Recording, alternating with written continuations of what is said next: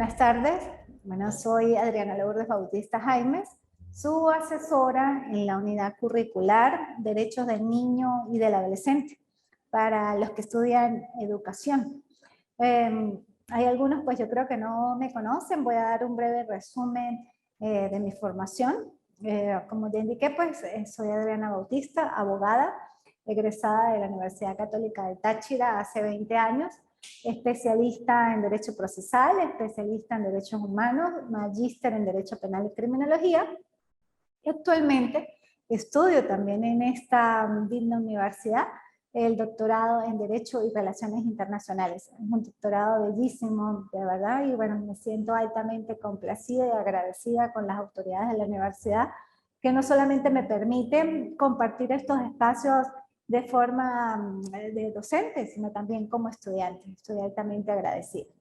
Bueno, como docente pues tengo cierta trayectoria, como aproximadamente 15, 16 años dando clases. Empecé en la Universidad Bolivariana de Venezuela, posteriormente en la Fermín Toro, luego en alianza con esta universidad en la UNI, con la Universidad Bicentenaria de Aragua, hoy en día el IETSI, igual en la UNI, y pues también soy profesora de la Universidad Católica del Táchira, de la cual pues me gradué. Me encanta dar clases, pues se puede considerar que es uno de mis hobbies y es necesario, ¿no? Para estar pues al día más en estos procesos de enseñanza y de educación y de aprendizaje. Esta materia pues consta de 4 unidades prácticamente, están desarrolladas sí en 6 actividades, porque pues es la parte educativa, la parte bueno, de los formadores de ustedes que se van a graduar como futuros licenciados en educación en diferentes áreas educativas. Sin embargo, se dividió la forma de dividir el programa académico, consta de 6 actividades. La primera de ellas es un paper que va a constar de 3 cuartillas y trata sobre la evolución de los derechos del niño, niña, adolescente. Cómo fue esa evolución pasando de lo que fue objeto pleno de derecho a ser hoy en día sujeto pleno de derecho, pasando por lo que era la doctrina de la situación irregular del niño, niña, adolescente, hasta hoy en día convertirse en la doctrina de protección integral del niño, niña y adolescente. Ese paper, como es una evolución, no debe pasar de 3 cuartillas, es algo corto, es de manera libre,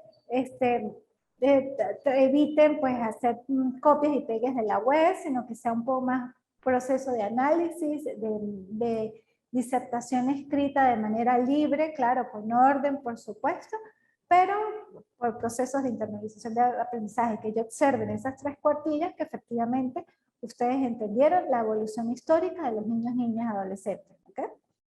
Eso debía ser entregado el 5 de febrero del 2022. Sin embargo, pues la plataforma está habilitada hasta el 2 de abril del 2022 a las 11 de la noche, 11:59 de la noche, o 23:59 hora militar. Y los que no puedan pues entregarlo tienen que efectivamente comunicarse conmigo. Ustedes tienen mi número telefónico y allí se comunicarían y me dirían pues que les extendiera el plazo respectivo, ¿ok? Y yo con gusto lo haré o lo haría. Luego viene un mapa conceptual que es para ser entregado el 15 de febrero del 2022. En este mapa conceptual va a definirse o a conceptualizarse lo que es los derechos de los niños, niñas y adolescentes, la definición como tal de lo que es niño, lo que es adolescente, y los principios fundamentales de los niños, niñas y adolescentes. Todo este material pues lo pueden extraer de la Ley Orgánica para la Protección de los Niños, Niñas y Adolescentes y de la temática o información que está contenida en la web. ¿Okay? Sin embargo, lo que es el concepto propiamente, que está en el artículo 2, que ya lo vamos a ver, pues eso sí deberían de extraerlo de la propia ley especial. ¿Okay? La tercera actividad para ser entregada el 25 de febrero de 2022 consta de un ensayo y debemos allí tocar los puntos de la doctrina de la situación irregular del niño, niña, adolescente. ¿Cómo surgió esa doctrina? ¿Por qué se veía al niño, niña, adolescente como objeto de derecho y no como sujeto? cuáles eran sus normas reguladoras y demás. Es un ensayo, un proceso reflexivo, es algo también corto. Los ensayos tienen su propia estructura. ¿Cuál es la estructura del ensayo? Una introducción, un desarrollo, una conclusión y unas referencias bibliográficas. Lo único que va a estar titulado son las referencias bibliográficas. Lo que es la introducción, el desarrollo y la conclusión no debe estar titulado. O sea, un ensayo no debe tener ni títulos ni subtítulos. En el momento que el lector observe la cuartilla o la disertación escrita, debe extraer de la misma lectura la introducción, el desarrollo y la conclusión. No es necesario y no es lo más idóneo y lo más elitesco posible y con la más prestancia debida que se observe que tenga introducción, desarrollo y conclusión. No, eso debe estar dentro del propio contexto, dentro de su propia estructura. ¿Ok? La actividad número 4, que es para ser entregada el 8 de marzo del 2022, es un artículo sobre la doctrina de la protección integral. Y cada, por lo menos un artículo tiene su propia estructura. Como estamos estudiando en el IETSI, el Instituto de Estudios Superiores de Investigación y Posgrado, en el aula virtual hay los parámetros de la creación de un artículo conforme a la revista Reddit. Ahí ustedes lo pueden observar y más o menos tratar de llevar esos lineamientos, ¿no? De un artículo para una revista, que cumpla con el resumen, el abstract, las palabras claves y posteriormente el desarrollo.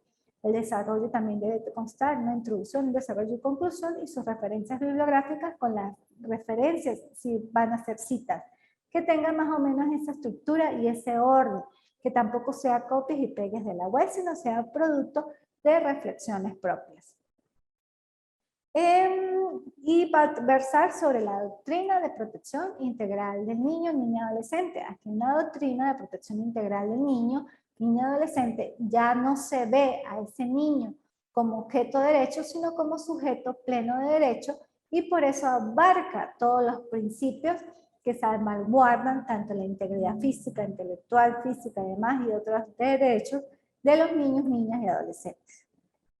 Posteriormente, una quinta actividad, que es para el 17 de marzo del 2022, que versa sobre un resumen crítico, que prácticamente pues, es como la concepción o la evolución de la Ley Orgánica para la Protección de los Niños, Niñas y Adolescentes. Es un resumen y es crítico porque también son análisis o procesos de reflexión. No son copias y pegas de la web, sino ustedes deben hacer un breve análisis sobre la ley orgánica y diferenciar los dos sistemas rectores que existen en la ley especial. Y para el 30 de marzo, un video sobre el sistema de protección integral del niño, niña, adolescente. También que trate de abarcar los dos sistemas de manera general y más que todo de observar de que si usted entendió la materia, de que si sabe manejar la ley, de que si se ubica en los principios fundamentales de los niños, niñas, adolescentes, que si reconoce los derechos de los niños, niñas, adolescentes, pero que también está adiestrado en los deberes que tienen los niños, niñas, adolescentes. Más aún cuando ustedes van a ser educadores, cuando van a estar en contacto con muchos niños, con muchos adolescentes, y son en todo caso los reguladores o controladores informales de conducta de esos niños, niñas y adolescentes que están en proceso de evolución y que lógicamente van a ser ciudadanos y ciudadanas que deberían ser pues, proactivos para la sociedad. Es necesario pues que ustedes me hagan ese video, que no sea de 7 minutos, y que prácticamente hagan un resumen de la unidad curricular de los derechos del niño, niña y adolescente. Este video pues lo suben a YouTube y en la plataforma lo que me van a colocar es la dirección URL. Cuando yo abra el contenido, pues me va a llevar a la dirección y yo directamente allí en el canal YouTube observaré el video. ¿Okay? Bueno, ya estos son los parámetros del plan de evaluación. Es necesario que ustedes cumplan las actividades oportunamente, que si tienen alguna duda, alguna inquietud, pues se comuniquen conmigo de manera oportuna y yo pues a la brevedad posible les daré también la explicación o les atenderé o les daré la aclaratoria debida. Pero es importante que efectivamente pues tengamos esos procesos de socialización. Por lo menos hoy en día, a pesar de que ustedes son varios, no está conectados ninguno. Y esto pues me causa hasta cierto punto tristeza porque es necesario que existan estos canales de comunicación, así sean virtuales, para yo poder conocerlos y para hacer los procesos inclusive de valoración en el momento que yo pueda estimar las calificaciones, porque puede ser que le falten algún puntaje y demás, y yo de manera voluntaria y por motivación hacia ustedes, los que se conecten, los que estén pendientes de la clase, los que yo vea que tienen participación, que están allí constante, pues yo hago esos procesos de estimación y validación en el momento de las calificaciones oportunas. Pero si no están conectados, ¿cómo puedo yo conocerlos? ¿Cómo puedo saber quiénes son y cuáles son sus ideales, cuáles son sus perspectivas de la materia? Por eso, pues, hoy la clase va a ser, pues, como clase rápida, un poco corta, y las próximas que se conecten, pues, me enfocaré un poco más, pero para que haya o exista esa socialización de conocimiento.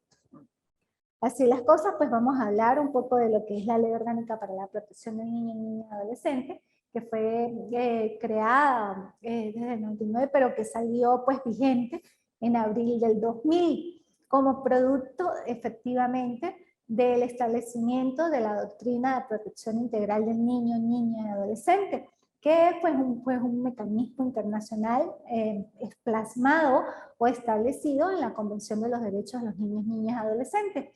Y producto de esa convención, pues surge esa institución como tal, que es la doctrina de protección integral del niño, niña y adolescente, reconociendo que el niño es sujeto pleno de derechos, el cual pues también tiene derechos, que también tiene deberes, y que debe existir ese proceso de compenetración, de educación, de fortalecimiento de valores, y por eso pues Venezuela crea la Ley Orgánica para la Protección de los Niños, Niñas y Adolescentes, instituye la doctrina de protección integral del niño, niña y adolescente, haciendo uso de esta convención, porque efectivamente pues estamos adheridos a ella, y también la aplica conforme a esta ley.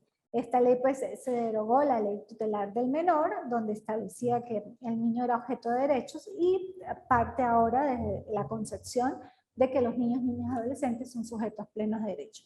¿Qué indica esto? Bueno, en primer lugar, que todos los niños, niñas y adolescentes deben ser respetados en sus derechos, que también existen deberes, pero que principalmente pues debe salvaguardarse sus derechos y que debe haber pues corresponsabilidad con el Estado, con la sociedad, con la familia y demás, para que efectivamente este niño surja o evolucione de buena manera.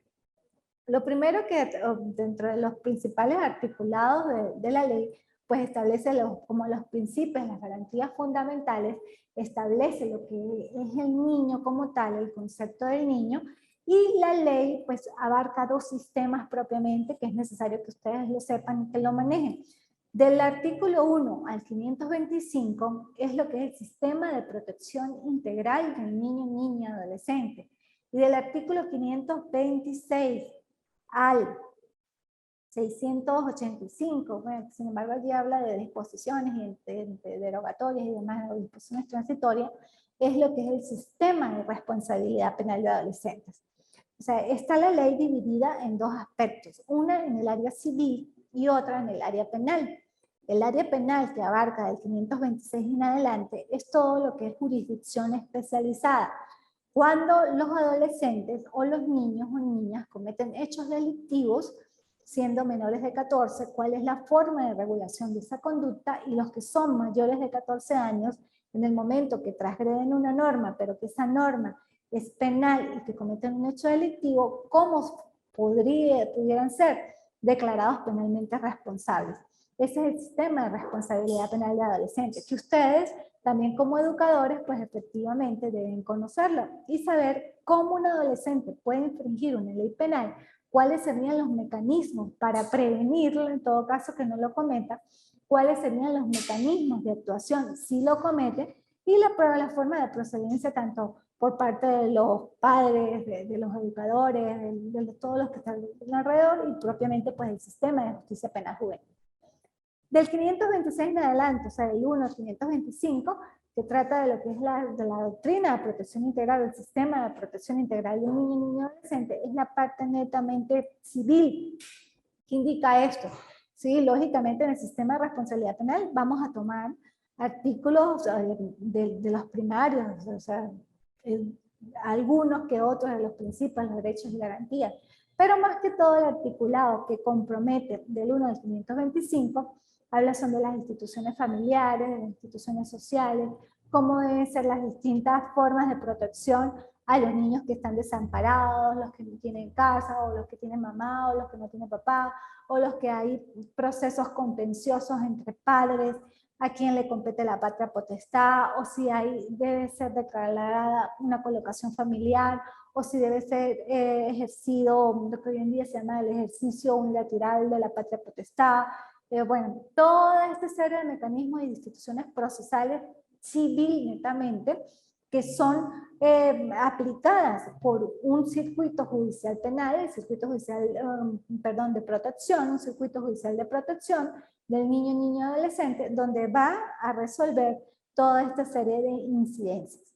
Y ya cuando el adolescente comete hechos delictivos, ya sería la sección penal de adolescentes, que está integrada en el mismo circuito judicial penal del Estado Táchira, pero es una sección penal de orden especializado, con jurisdicción especializada, con jueces especializados, que solamente van a tocar puntos determinantes cuando los adolescentes cometen hechos delictivos. Ustedes como educadores pues van a conocer en esta materia ambos sistemas, lógicamente que de manera general, el trimestre pues es bastante corto, estos espacios virtuales también deben ser por parte del estudiante, y más que optó por esta vía de manera virtual, son procesos de aprendizaje autodidacta, donde tiene que pues internalizar más el conocimiento, tiene que poner voluntad en estudiar, en ser un poco más investigador, acucioso, de que haya ese contacto con el docente y que cualquier tipo de inquietud sea elevada a nosotros. Porque si no hay inquietudes o las tienen y no son elevadas, pues lógicamente van a quedar siempre o van a generar dudas. Y esa no es la idea, que existan estos espacios también. Por eso se crean estos espacios o clases virtuales para que el estudiante pues pueda comprender un poco más la materia. Pero si no se conecta, pues no vamos a hacer nada. También les indico que por YouTube están las diferentes clases ya de derechos del niño. Ustedes buscan Adriana Bautista, derechos del niño y del adolescente, y van a encontrar pues ya las clases pregrabadas de otros trimestres. También lo pueden hacer. Sin embargo, les recomiendo, los invito que cada vez que yo los invite a una clase virtual se puedan conectar para que existan esos procesos de humanización y de socialización del conocimiento. ¿Okay? Bueno, ya habiendo hablado de cómo fue un poco esa evolución y cómo se creó lo que es la ley orgánica, pues vamos a empezar a lo que es propiamente el articulado que el programa académico consta del desarrollo de la ley orgánica para la protección del niño y niña adolescente. Y empezamos así con lo que es el artículo 1, que es el objeto. Me permito leer. Esta ley tiene por objeto garantizar a todos los niños, niñas y adolescentes que se encuentran en el territorio nacional el ejercicio y el disfrute pleno y efectivo de sus derechos y garantías a través de la protección integral del Estado, que el Estado, la sociedad y las familias deben brindarles desde el momento de su concepción. Ojo, garantizar a todos los niños, niñas que se encuentren en el territorio nacional el ejercicio y el disfrute pleno y efectivo de sus derechos y garantías. Ese es el objeto de la Ley Orgánica para la Protección de los Niños, Niñas y Adolescentes. ¿Qué es un niño y qué es un adolescente? Eso está en el artículo 2. Se entiende por niño o niña toda persona con menos de 12 años de edad.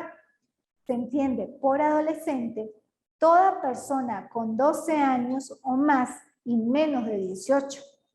Si existen dudas acerca de si es niño o adolescente, si es niña o adolescente, se le presumirá niño o niña hasta prueba en contrario. Si existieran dudas acerca de si una persona es adolescente o mayor de 18 años, se le presumirá adolescente hasta prueba en contrario. ¿Qué significa esto? Efectivamente, en los procesos judiciales, más que todo y en los que abarcan esa parte de la pena o que son punitivos, que abarcan lo que es el sistema penal, muchas veces un adolescente o una persona que aparente ser adolescente no es adolescente, es mayor de edad. Pero en el momento de cometer el hecho delictivo, se identifica como adolescente y dice que es adolescente. Lógicamente que en sus pertenencias no tiene algún documento que lo identifique. Sin embargo, cometió un hecho delictivo, el órgano de seguridad del Estado tiene que aprenderlo y lógicamente, pues, ¿qué va a hacer el funcionario receptor? Lo va a aprender y conforme a la ley, si él dice que es adolescente, pues se presume que es adolescente. Lo llevan al Tribunal de Responsabilidad Penal de Adolescentes, al de control. El de control puede ser que en ese momento ordene la identificación de Alzheimer, o puede ser que en ese momento el adolescente diga que no es adolescente y traiga su verdadera documentación y que sea adulto, se pasa la causa a un tribunal de jurisdicción ordinaria, un tribunal de adultos, o puede ser que el adolescente sea mayor de edad, pero efectivamente no lo diga, entonces se hacen las experticias necesarias para la comprobación de la edad a través de las pruebas antropométricas, dactiloscópicas, se verifica la ficha dactilar, la ficha que está en Alzheimer, se busca la manera de tratarlo de identificar y comprobar verdaderamente su edad, porque si no se comprueba su edad, pues se le abre un proceso penal como adolescente y se juzga muchas veces como adolescente cuando es adulto. Lógicamente que muchos de estas personas que hacen este tipo de actos es porque saben que la ley orgánica para la protección de niños y niñas adolescentes en materia de responsabilidad penal de adolescentes es un poco más benevolente, mientras que en adultos pues va a tener unas penas mucho más graves que no pueden exceder de 30 años, mientras que aquí no hay concurso real ni ideal de delito y la pena, y no se llamaría pena, la sanción máxima sería hasta de 10 años. Por esas cosas, pues muchas veces transgrede la norma y hace falso testimonio, da falso testimonio de sus actos para pues que no sea juzgado por los tribunales ordinarios y sea juzgado por los tribunales de adolescentes. Y la ley pues da ese margen, esa garantía de que si dice que es adolescente y por su apariencia también se presume pues que es adolescente, porque no va a llegar un hombre de 25 o 26 años que efectivamente tenga apariencia de adulto, comete un hecho delictivo y diga que es adolescente. No, tampoco.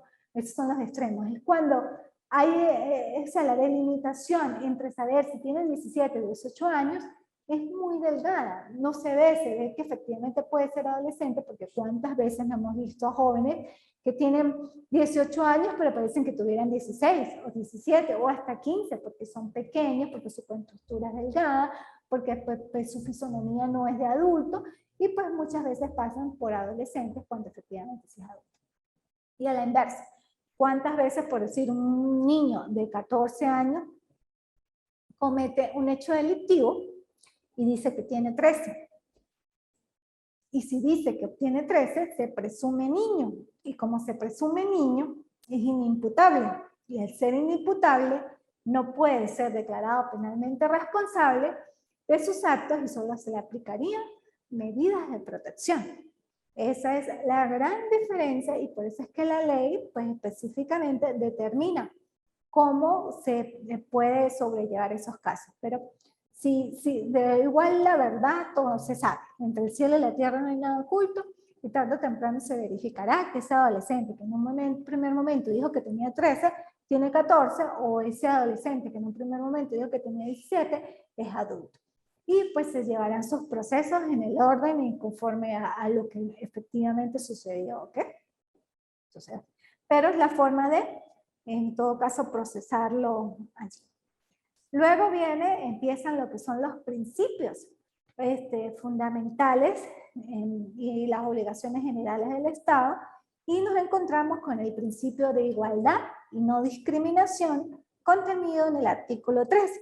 Me permito leer, dice: las disposiciones de esta ley se aplican por igual a todos los niños, niñas, adolescentes, sin discriminación alguna, fundado en motivos de raza, color, sexo, edad, idioma, pensamiento, conciencia, religión, creencia, cultura, opinión política o de otra índole, posición económica, origen social, étnico, nacional, discapacidad, enfermedad, nacimiento o cualquier otra condición de los niños, niñas, adolescentes, de su padre, madre, representante o responsable o de sus familiares. Bueno, en principio, también, a pesar de que es constitucional, también es legal, está establecido en la ley, que es el principio de igualdad y de no discriminación sobre los niños, niñas, adolescentes, y que efectivamente pues debe ser respetado. No pueden ser vejados, maltratados, o inclusive por razones de creencias políticas o religiosas, apartados de eso, no. Tienen que ser respetados porque son sujetos plenos de derecho.